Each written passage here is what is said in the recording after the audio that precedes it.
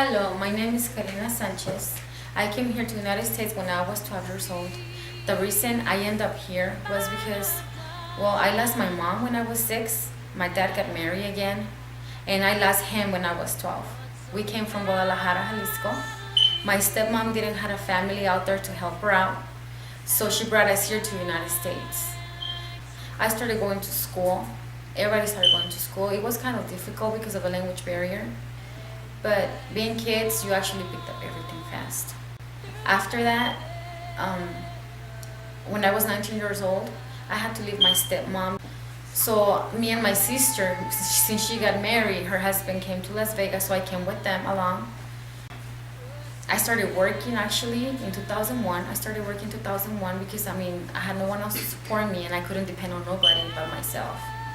I met my husband in 2004. We got married and now we have 2 beautiful kids, a 7 and a 5-year-old. And unfortunately, in 2011, we had to separate from each other. I had the appointment in Ciudad Juarez on September 1st of 2011. That's when I had my appointment. So I left here August 27. When I got there, I felt like, oh my goodness, I've never been here since so many years, but there I was in Mexico again. Everything looked so different for me. I was scared from the stories on the news, killing and destroying and doing bad things, in Mexico. So I was kind of scared and nervous, thinking what was going to happen to me after my husband, if anything went wrong. So I went to the interview and they told me that I couldn't get my papers right there and then because I was living in the United States after the age of 18 years old, which I had no choice. And I had no one else to take me back to Mexico. I had no one behind. Like I mentioned, I didn't have any parents anymore. So I said, okay. So they told me that the only way I could do it was to do a waiver.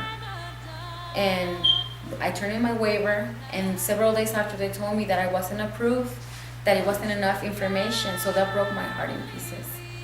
Every day I used to pray to God, please bring me back to my kids. It's really sad to see kids suffering the way they did. So I had to move from place to place to place, because I had I didn't know anybody out there. I felt lonely, and believe me, my kids suffer a lot. So after I stayed there, I moved out on my own, thanks to my sister that helped me a lot and my husband. He struggled a lot here too because it was just him working. And it was hard for him, to send me money, pay rent here, support the kids, and do all the payments that he had to do. He was in and out of the hospital because of his back. He had surgeries on his back. And unfortunately, I wasn't here for him to take care of him. And that destroyed me a lot too, because I know he needed me and my kids needed me too. But there's nothing I could have done. So I felt like I had chains on my hands, and I felt that I could see everything, and I couldn't do nothing about it.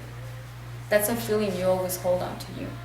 It's a lot of pain that you never give up. I still have nightmares, from being separated of my kids. I still dream that my papers, I have to still go back to Mexico and then I have to stay out there again. And I wake up crying and say, why am I having this again?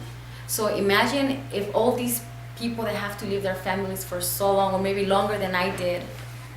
It's a lot of emotion and a lot of, they need to see someone so they can help them out because it's a lot. And like I mentioned, I got here in 2012. I was happy, but it was sad at the same time. I guess because of the stress that I retained in me, I was so excited.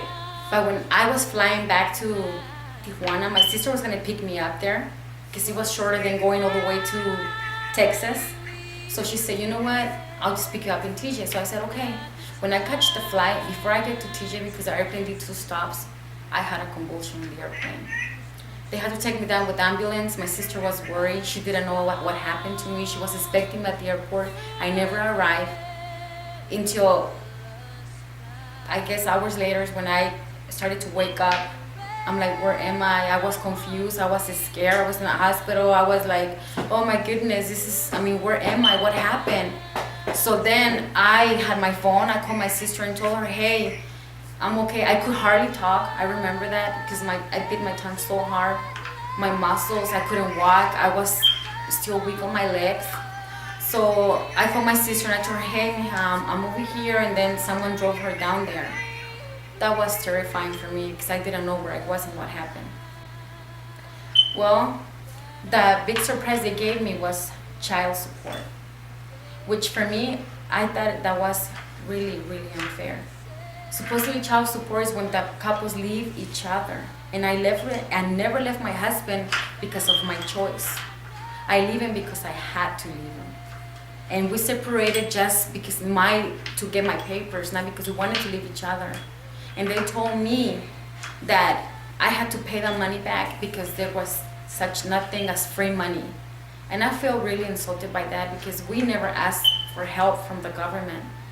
And for them to tell me that, making me feel like I was like a freeloader or something like that, that really hurt me. And I'm like, you know what, that's fine. I will just pay the money. I don't want to hear it.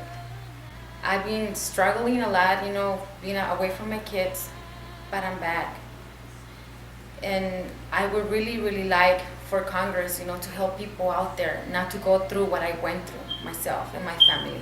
I would like him to understand the families being separated. It's like someone, has to tell him that he has to go away from his kids for a whole year, not seeing his family at all for the whole time, except talking on the phone for 1 year. You actually miss their birthdays and stuff like that. That's sad. So that's really something, they need to think about. If everybody's a parent and has kids, they should understand what I'm trying to tell them.